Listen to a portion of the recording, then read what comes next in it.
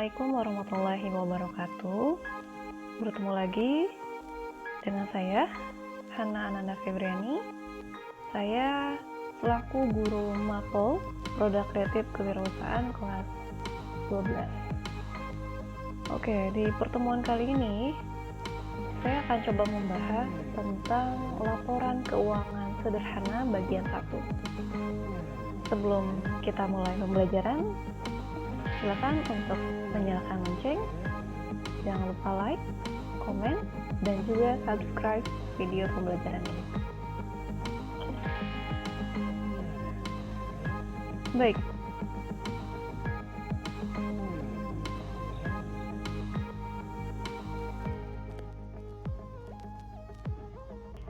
Definisi laporan keuangan.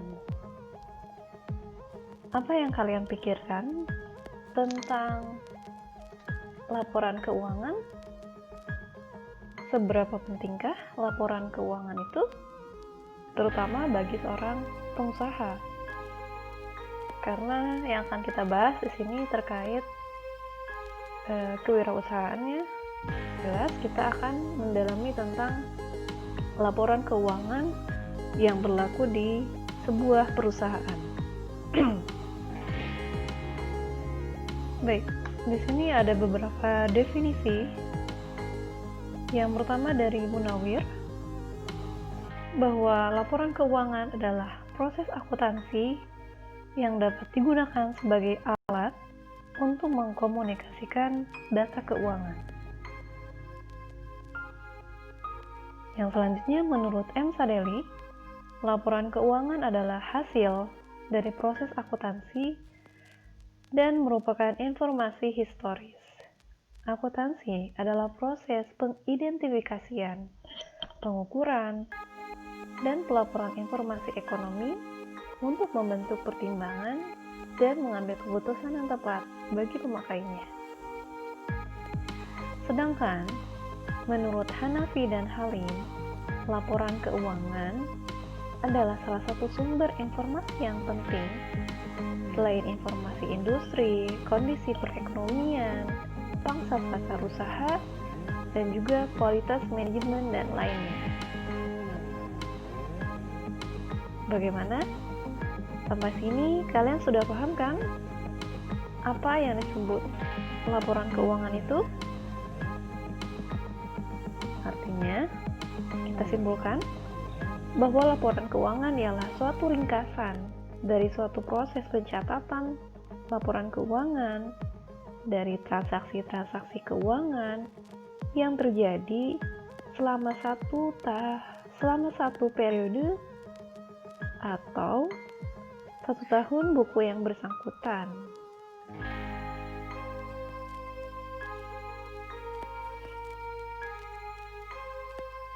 Oke, yang selanjutnya adalah manfaat laporan keuangan bagi usaha. Kira-kira manfaat laporan keuangan sendiri seberapa pentingkah dalam sebuah perusahaan? Apakah sangat penting? Penting atau bahkan tidak terlalu penting?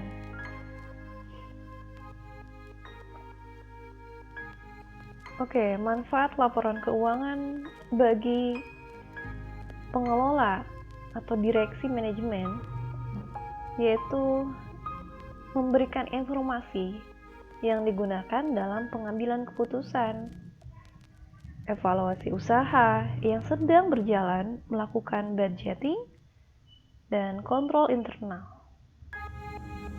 Yang kedua, manfaatnya adalah untuk investor.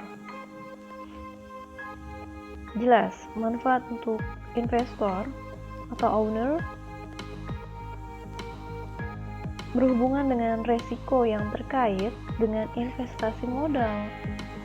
Artinya, informasi tersebut akan membantu mengambil keputusan apakah harus menambah modal, mengurangi, atau bahkan menjual sahamnya. Namun, selain itu, investor juga perlu menilai kemampuan perusahaan dalam membayarkan dividen atau bagi hasilnya. Manfaat yang ketiga untuk supplier, Oke, kita lanjutkan. Manfaat yang ketiga adalah bagi supplier. Dalam sebuah manfaat laporan keuangan, pihak supplier dan pemberi hutang jangka pendek lainnya berkepentingan dengan informasi yang menunjukkan kemampuan perusahaan dalam membayar hutang jangka pendeknya. Informasi keuangan tersebut akan membantu supplier untuk menentukan jumlah piutang yang diberikan dan jangka waktunya. Yang keempat, manfaat bagi pemerintah. Sebuah pemerintah sangat memerlukan laporan keuangan. Manfaat laporan keuangan tersebut ialah dapat menilai kemampuan perusahaan dalam membayar suatu pajak. Oleh sebab itu, manfaat laporan keuangan sangatlah penting dan membantu pemerintah dalam membuat sebuah laporan pajak bagi setiap masyarakat. Dan manfaat yang terakhir, bagi pemberi pinjaman. Pihak yang memberi pinjaman berkepentingan dengan informasi yang menunjukkan kemampuan perusahaan dalam membayar hutang beserta bunganya. Sebuah manfaat laporan keuangan dapat membantu mereka untuk menentukan besarnya plafon, bunga, dan jangka waktu yang diberikannya. Oke. Yang selanjutnya adalah karakteristik laporan keuangan. Karakteristik yang pertama yaitu dapat dipahami. Artinya, kualitas penting informasi yang ditampung dalam laporan keuangan adalah kemudahannya untuk segera dapat dipahami oleh pemakai dengan asumsi bahwa pemakai memiliki pengetahuan yang memadai tentang aktivitas ekonomi dan bisnis. Artinya, laporan tersebut harus mampu dipahami dan juga dimengerti agar laporan keuangan tersebut dapat disajikan dengan jelas. Yang kedua adalah relevan. Dalam sebuah laporan keuangan, informasi laporan tersebut harus relevan agar memenuhi kebutuhan pemakai dalam proses pengambilan keputusan. Jika informasi memiliki kualitas yang relevan, maka akan dapat mempengaruhi keputusan ekonomi pemakai dengan membantu mereka mengevaluasi setiap peristiwa di masa lalu, masa kini, atau bahkan masa depan. Yang ketiga adalah keandalan. Agar bermanfaat, informasi juga harus andal atau reliable.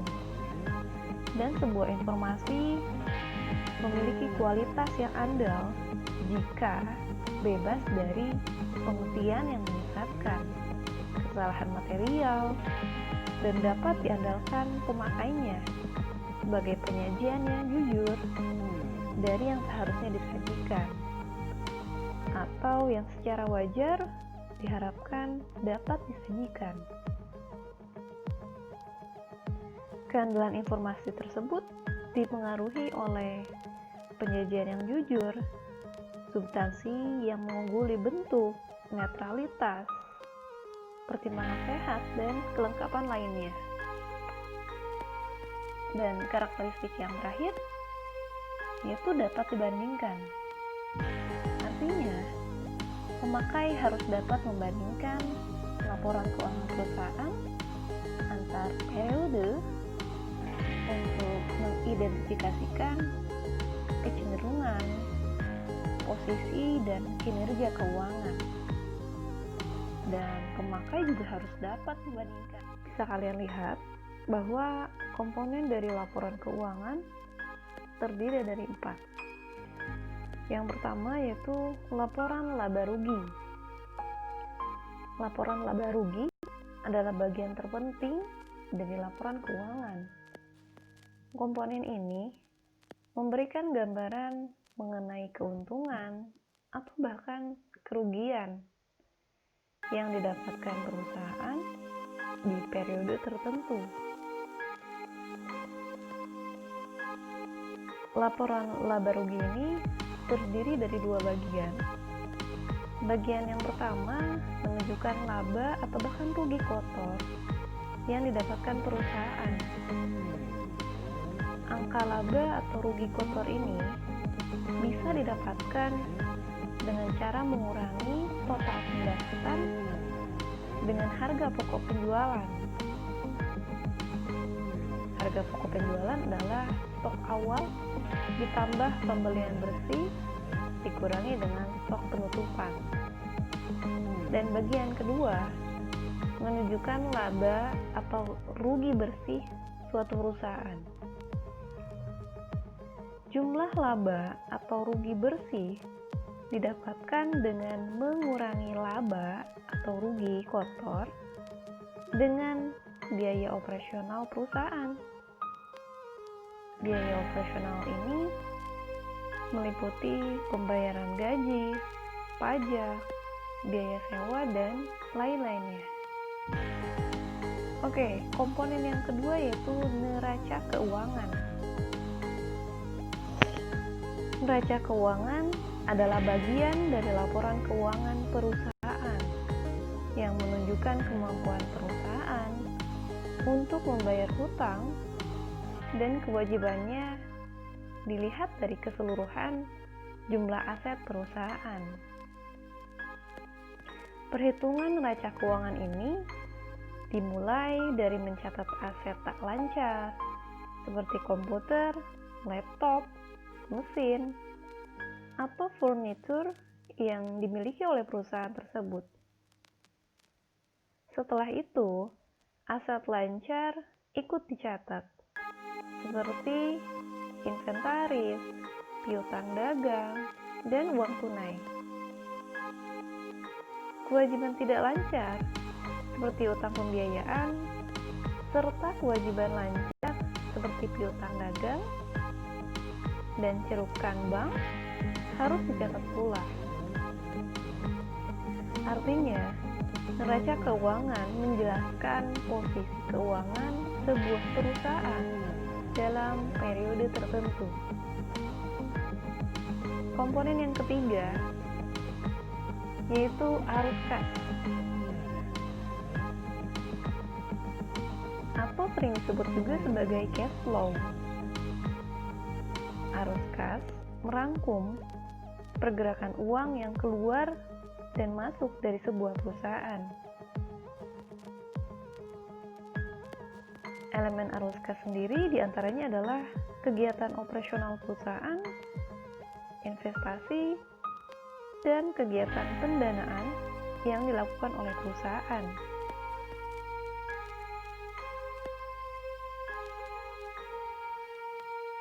Oke, yang terakhir komponennya yaitu laporan perubahan modal. Komponen ini melaporkan jumlah dan sumber perubahan modal, semua pertambahan atau pengurangan yang terjadi pada modal dalam periode tertentu bisa dilihat dari naik atau turunnya saldo awal dibandingkan dengan saldo akhirnya. Laporan ini pada dasarnya menunjukkan komposisi modal yang terus berubah dari tahun ke tahunnya. Bagaimana? Sampai sini sudah mulai paham kan? Tentang definisi dari laporan keuangan, manfaat dari laporan keuangan sendiri, bahkan komponen laporan keuangan itu apa saja. Materi pembelajarannya cukup sekian. Insya Allah di pertemuan selanjutnya kita akan membahas lebih jauh tentang jenis-jenis laporan keuangan yang akan kita bahas di bagian 2. Sekian materi pembelajaran hari ini. Terima kasih. Wassalamualaikum warahmatullahi wabarakatuh.